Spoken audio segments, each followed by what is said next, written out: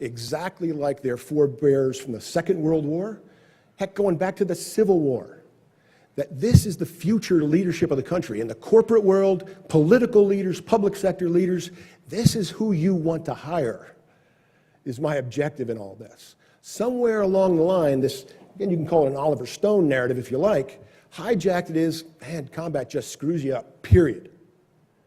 No good can come of it, is the Oliver Stone narrative, right? So that hijacking is something that we're trying to take back. And I'm looking forward to the afternoon's conversation. I'm looking forward to, and I've had a lot of sidebar conversations with individuals throughout this. Any thoughts, any ideas, again, based on your hard-earned lessons over the span of your lives, professional lives, that we can incorporate into this new message going forward, I would absolutely love to hear that. So, without any further ado, I'll get to the two people this afternoon, at least on this panel, that you most want to see. I'm going to introduce the first one. That's Professor George Herring. Professor Herring is a native of the Commonwealth of Virginia, was educated primarily here, earning his undergraduate and master's degree at Roanoke College and his PhD from the University of Virginia. He served in the U.S. Navy prior to enrolling at UVA, which his first faculty appointment it was in 1965 with Ohio University in Athens, Ohio. 4 years later, Professor Herring joined the faculty at Kentucky, where he directed the work of 35 PhD students across the span of his career. He's also served as a visiting professor at the U.S. Military Academy at West Point and the University of Richmond. He specializes specifically in the history of U.S. foreign relations. His writing is focused on the Vietnam War. The centerpiece of his work, America's Longest War, the United States and Vietnam, 1950 to 1975, is now in its 5th edition. His 2008 treatise, From Colony to Superpower, U.S. Foreign Relations Since 1976, received the 2008 Robert Farrell Award from the Society of Historians of American Foreign Relations. Over the years, Professor Herring has received fellowship support from the National Endowment for the Humanities and from the Fulbright and Guggenheim Foundations. So, Professor Herring.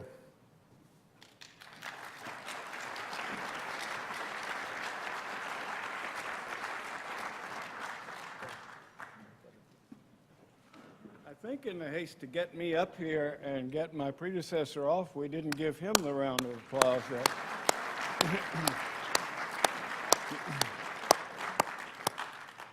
Thank you very much for the kind introduction.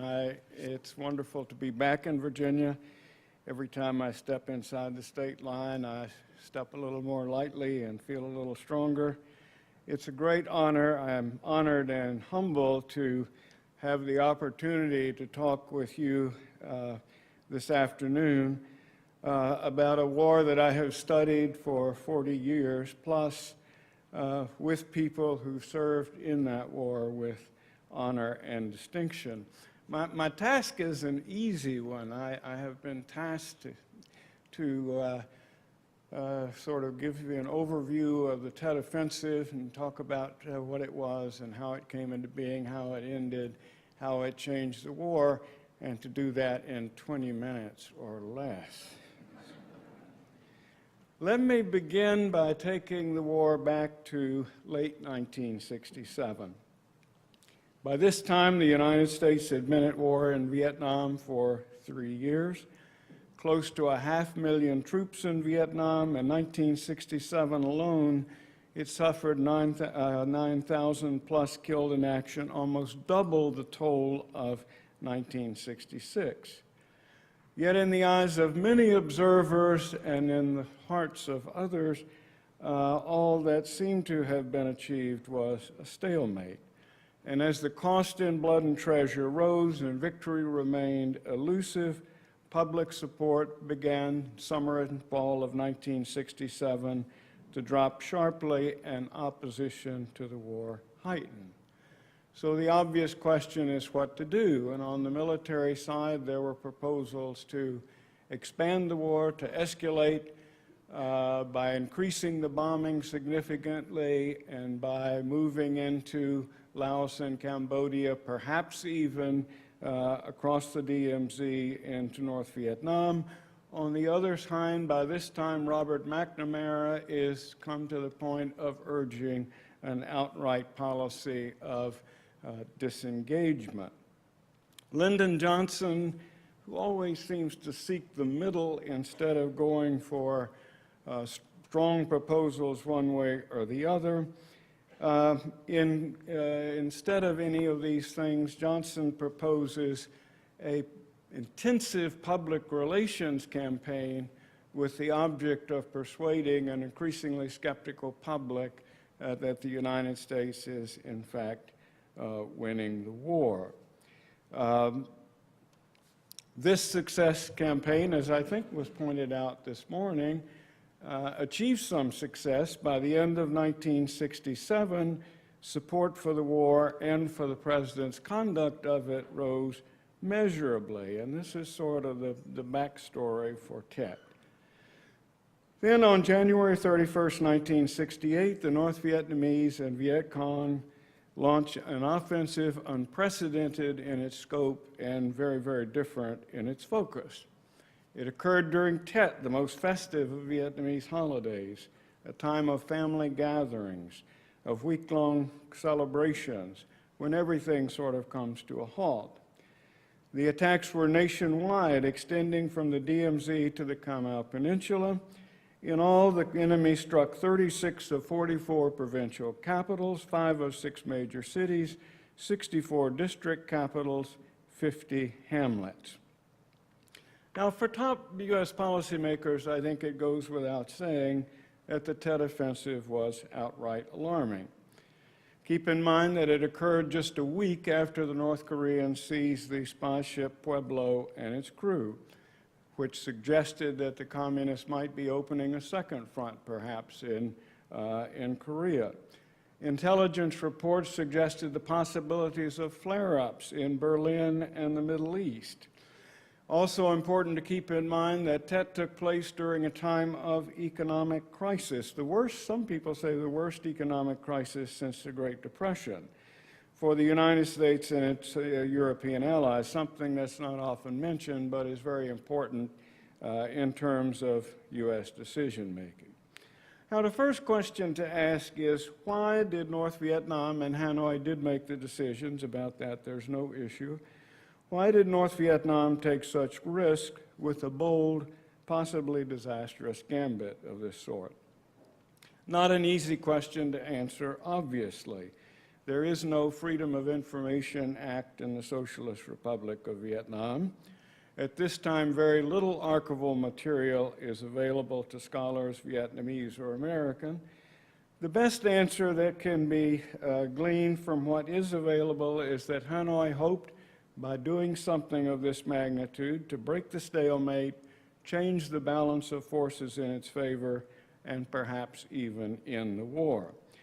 Tet does not seem to have been an act of desperation, as some U.S. officials claimed at the time, nor was it born of excessive optimism.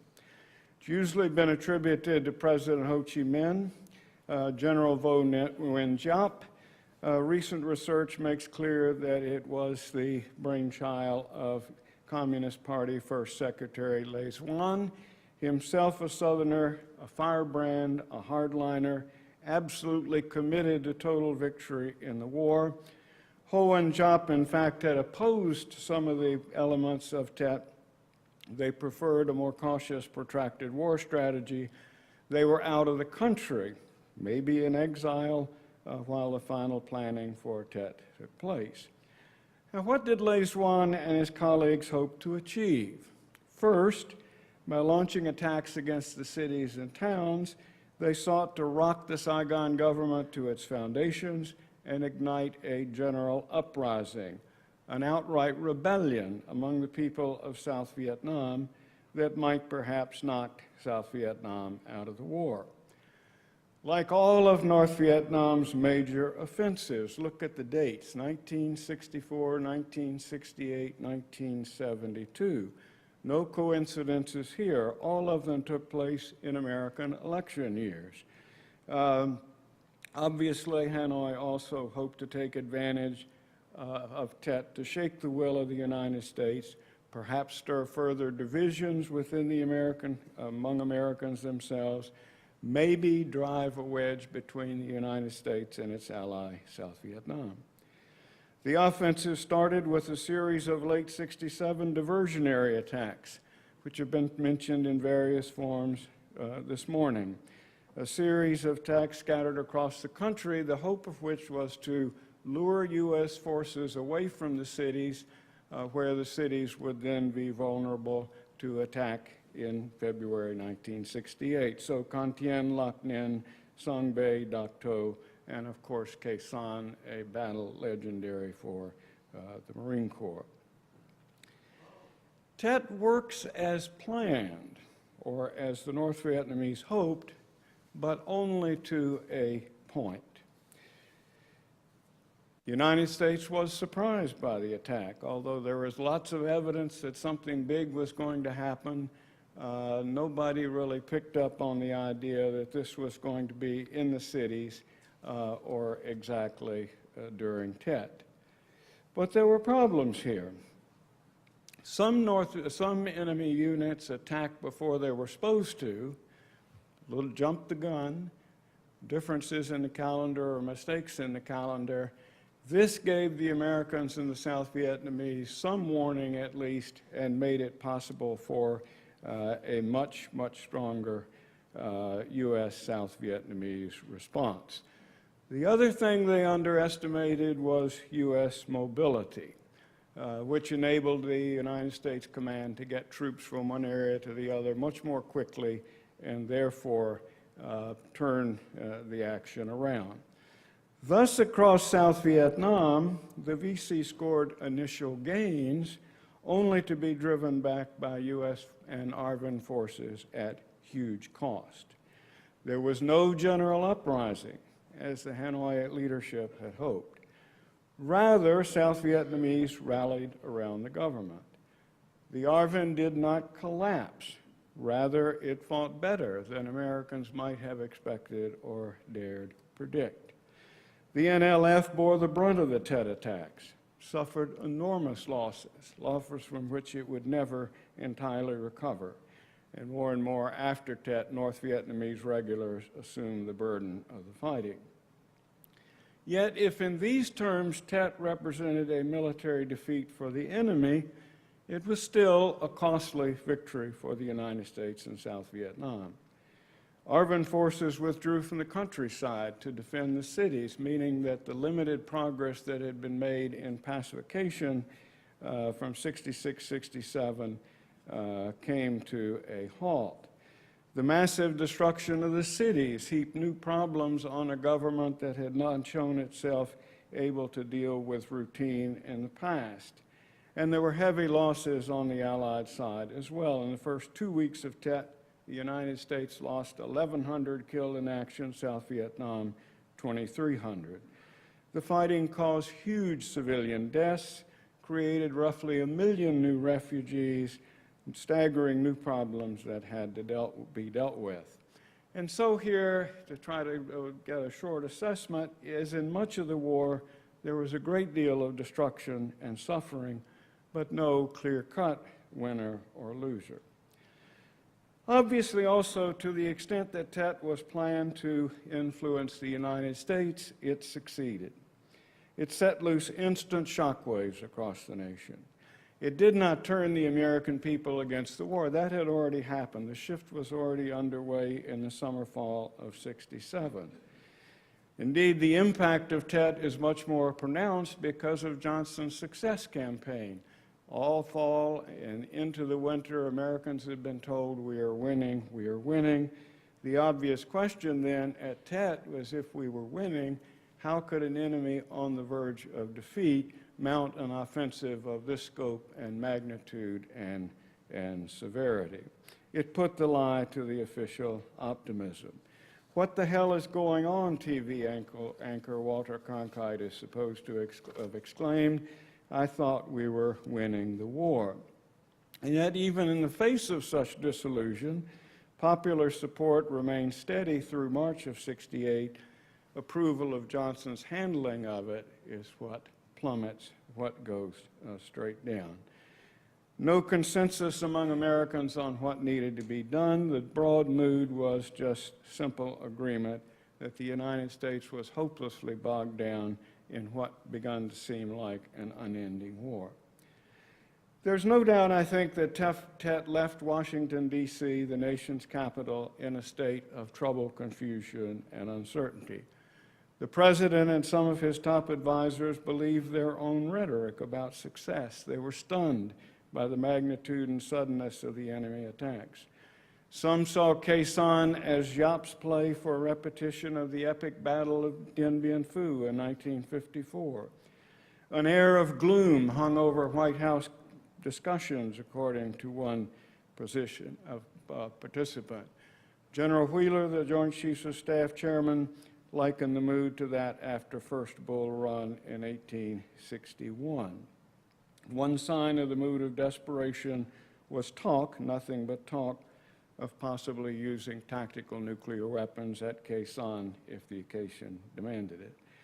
Interestingly and significantly, I think some of the establishment figures who had created the original policy of containment of communism, the Atchisons, the Harrimans, and others, back in the Truman years, concluded during Tet that the Vietnam War had become a costly diversion, a dangerous diversion. As former Secretary of State Atchison put it, the president ought to be concerned with areas that count, by which he meant Europe. Tet obviously generates various proposals, once again, for Vietnam and broader Cold War strategy. Westmoreland wants authority to take the offensive and to finish off a weakened enemy. There's talk about 200,000 additional troops, some ways to help in Vietnam, more importantly for the Joint Chiefs to build up the strategic reserve. On the other hand, much as in late '67, civilians in the Pentagon oppose expanded bombing. Additional troops revive McNamara's proposals for shifting to a population control strategy and seeking an exit from Vietnam. News of Westmoreland's request breaks in the press in March, just as the United States and its allies face the worst economic crisis since 1929. The town is in an atmosphere of crisis, Atchison explained. Clark Clifford, the new Secretary of Defense, some of Johnson's speechwriters form a sort of cabal in the White House with the idea of doing everything they can to persuade the president to begin to de-escalate the war and negotiate his way out.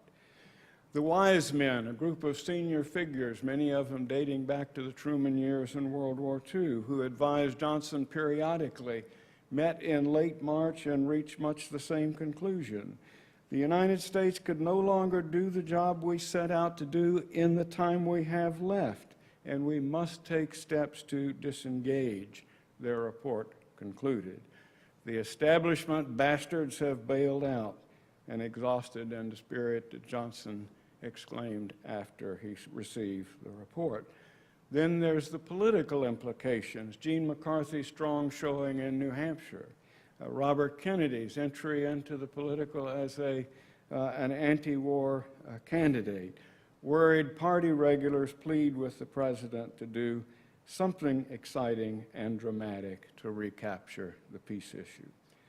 The result of this is, of course, well known and still vividly remembered by many of us as a pivotal moment in a pivotal year.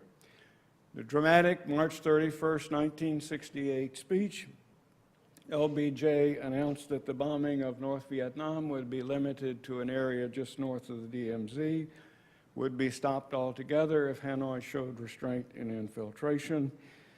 He affirmed a willingness to negotiate and appointed Harriman his special representative for negotiations.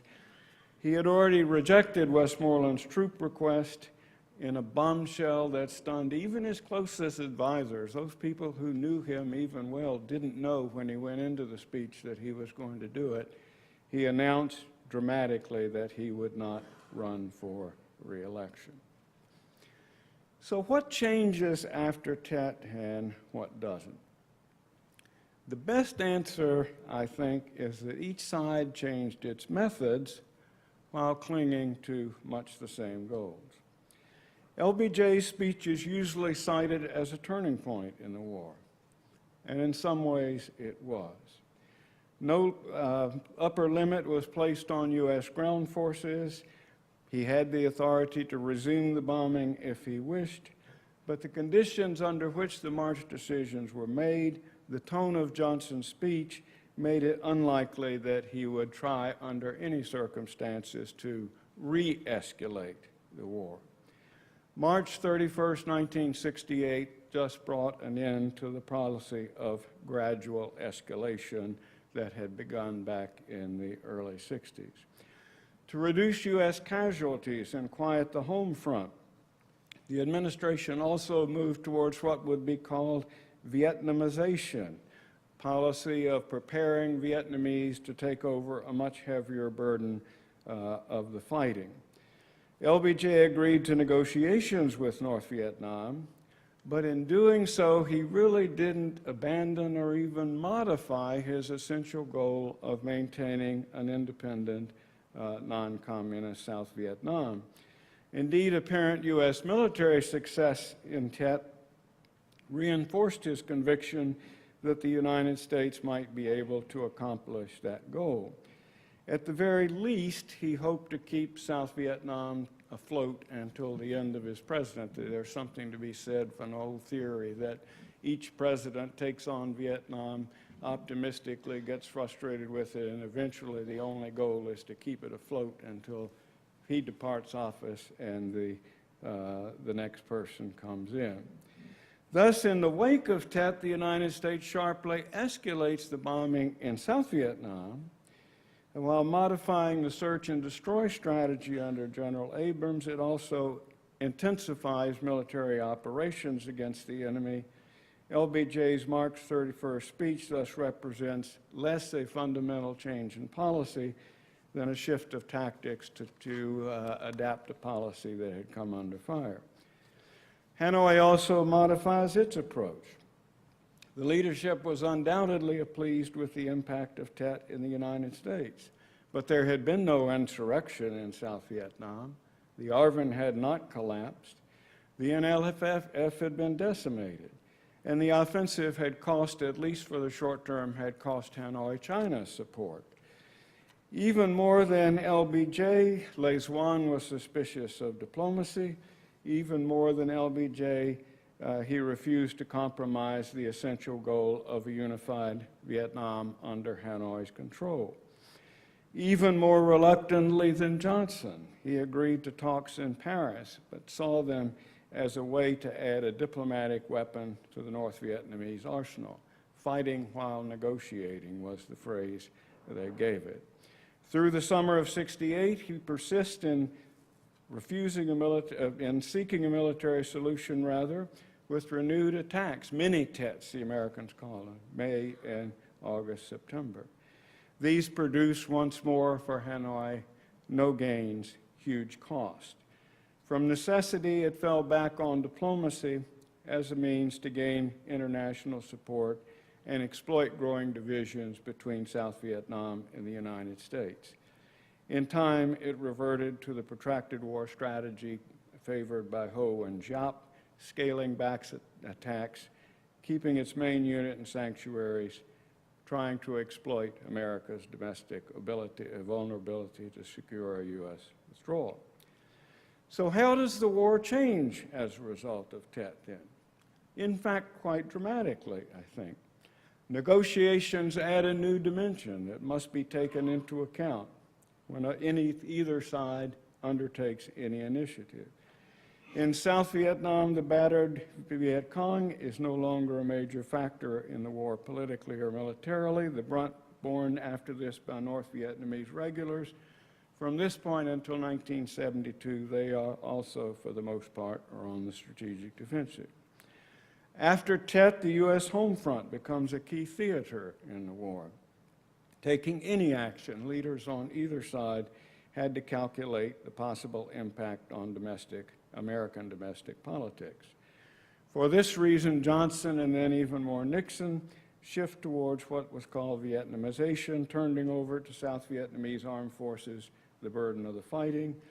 Some South Vietnamese dismiss Vietnamization as a US dollar and Vietnamese blood-sharing plan, a fig leaf to cover American abandonment. Divisions in the United States, between the United States and South Vietnam, increased significantly after Tet. And yet, as the French philosopher told us many years ago, the more things change, the more, in some ways, they remain the same. Despite all the fighting, the heavy losses on both sides, the stalemate that Tet was designed to break persisted. Despite claims of victory, each side came out of Tet weakened in important ways. Neither had the leverage or the will to force a settlement. It would take another 4 years of fighting, more than 20,000 American lives, 107,000 South Vietnamese lives, as many as 500,000 North Vietnamese and Viet Cong lives before the deadlock would be broken, another 7 years before the war finally ended. The battles of Tet were thus decisive. Former Marine, Vietnam vet, distinguished historian Ronald Spector has observed, because they were so indecisive. The battles of Tet were decisive because they were indecisive. An appropriately ambiguous note to end on, I think. Thank you very much.